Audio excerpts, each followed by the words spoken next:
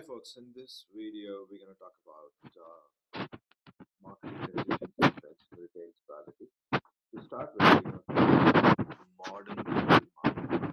When I say modern, it's not that it just happened in the last few years per se, but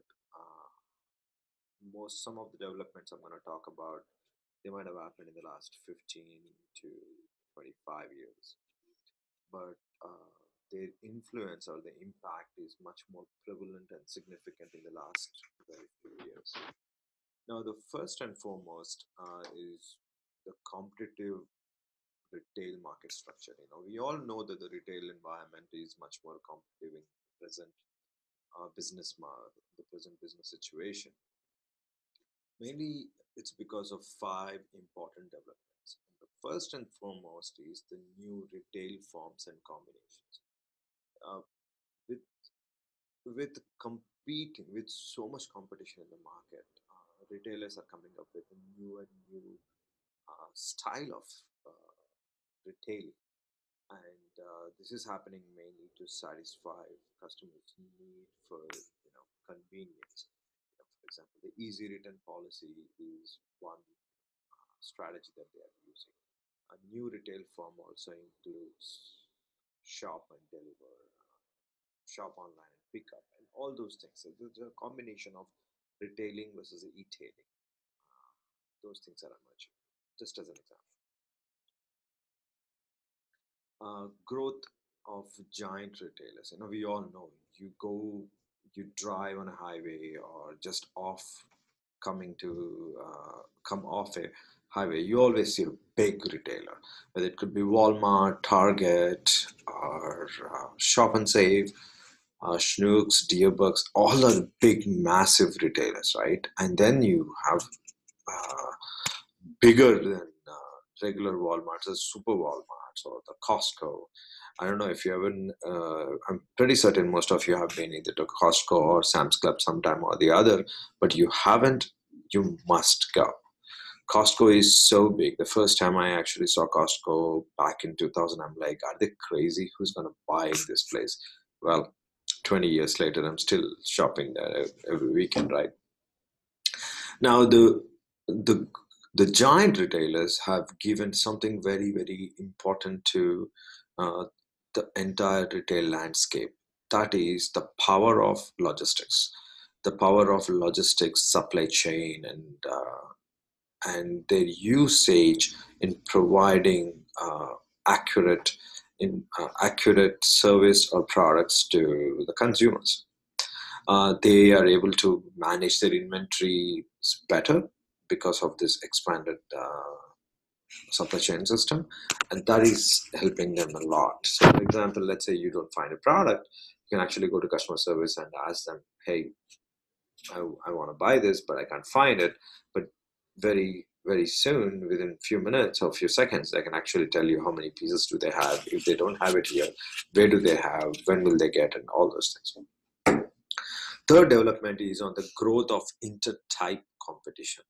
Now, the one outcome of this, one outcome of the supermarkets, and another outcome of the supermarkets is, the department stores, they cannot just rely on their existing products and be confident. Everybody is entering into the large landscape. So, for example, you can find even you can find clothes, you can find jewelry, everything in Walmart, right? That means they are competing, they are taking over the department store market. The department store, they are even selling mattresses. So, for example, you can buy a mattress in Macy's. So, this inter-type competition has risen significantly in the last few years. The emergence of fast retailing. People are impatient. We all know. It is much more prevalent in fashion retailing, where the fast retailing. Things move very fast. Products change very fast. The decisions have to be taken on the fly, pretty much. The decline of middle market retailers. I think this is of a much bigger significance than any of these five competitive retail structure developments. The decline of middle market retailers, especially because do you see anybody that's surviving well? So, for example, uh, you have these expensive high-end retail stores are still surviving. They still get product line and they're growing a little bit, right? Because there are not as many in the market. Like Nordstrom is probably considered a little bit of a uh, higher end retail store or department store, Tiffany's, and even Marcus. But then you have these JCPenney, Godman's, they're kind of losing big market share, or even the Macy's to a certain extent. That's the middle layer, right? But at the bottom, the Walmarts, the Dollar General, Dollar Store, uh, they are they are growing in money. They're growing in business. So the textbook gives an example. I'm going to use the same phrase. Is the retail landscape is like a hourglass. We have the expensive ones on the top, still relevant, and also the lower price ones which are on the bottom. They are still relevant, but the middle layer is kind of vanished. Then another thing that has changed in the modern retail environment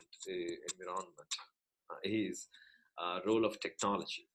And now nobody can survive without good technology. So, for example, your Food Lion. Oh, we don't have Food Lion here. We actually did a project for Food Lion a few years back. Shop and Save. That's it. So Shop and Save, the, they have one of the very very good uh, e-reward database. Having said that, they don't do much in actually capitalizing on e-rewards, but they actually have very good internal databases to manage customer profiles and things like that. Likewise, every business have extensive supply chain management.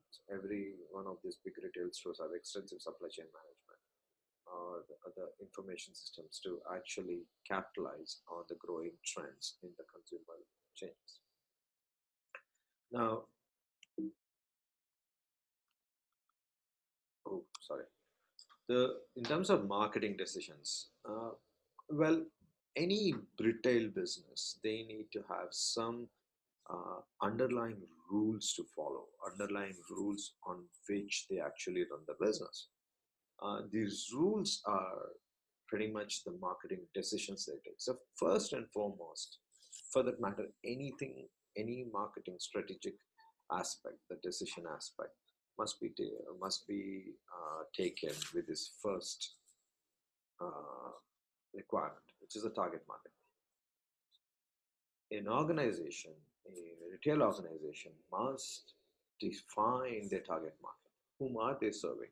Are they serving low-end consumers or everything from the consumer standpoint? In terms of products, what kind of products are they selling? Are they selling the complete assortment or just very small niche assortment? Everything. So all this, the target market is kind of blended into the products that they are going to sell. So most of the decisions that you see here, channels, everything is kind of linked to the target market because depending on the target market, you need to change some of these, right? You will see as I'm explaining the others. I won't explain everything because many of them are straightforward. But as I'm going to talk about a couple more, you will see how they are linked to the target market. Now, the second thing I'm going to talk about is the product assortment. The retailer's product assortment must match the target market's shopping expectations, right? In terms of the varieties that they offer, in terms of the varieties that they offer as an assortment, as well as how expensive they got to sell. So, for example, Walmart, do you expect to see a Brooks Brothers shirt? Probably not, right? Do you expect to see Calvin Klein? Very likely not. But they will have low-end formal shirts, right? So very similarly, these things matter. Product assortment is one that is again based on the target market needs. The other one is prices. So prices is actually much it's a very simple one, but the reason I'm mentioning that is like it's a very key positioning factor, and which kind of helps us to place a retail store in a consumer profile. So, for example, if Walmart opens in, let's say, the most expensive zip code in mid, like in our area, so 63005, in 63005, the Walmart opens, but the assortment doesn't change, right? The prices doesn't change. Having said that, that price point will will lead them to attract consumers which are much more price savvy. It doesn't have to be rich or poor, but price savvy. Store atmosphere. Now, the store atmosphere is how is pretty much the aesthetics, the physical look of the store, and it makes it very hard or easy to move around and say it's just store dynamics, store landscape. So every so often, even as the most successful retail store Walmart does change their store uh, structure, the internal movement structure. So they might force you to look at some products. They might force you to kind of halt in one area so that you can see their new products or expensive products or easy pickup products, something that push impulse buying. Service. Service is, I would say, is probably a big differentiator in big differentiator in satisfaction, right? We have seen in the services chapter, service quality and things like that, and also services are kind of an integral component of people buying a product. Now, in a retail store atmosphere, you're not buying a specific product for which you need service. You're buying a product from a store, and the service that they are going to provide may not be pertaining to the warranty of this product and things not. Having said that, the service experience a consumer faces from a retail store impacts their buying decision from that store significantly. This may not be product loyalty, but there is something called store loyalty that has an impact. Then the location, obviously, right? There was few years back I was listening to few years back I was listening to a speaker, and the speaker said the success of a store depends on three things: location, location, and location. That's it. That concludes this chapter.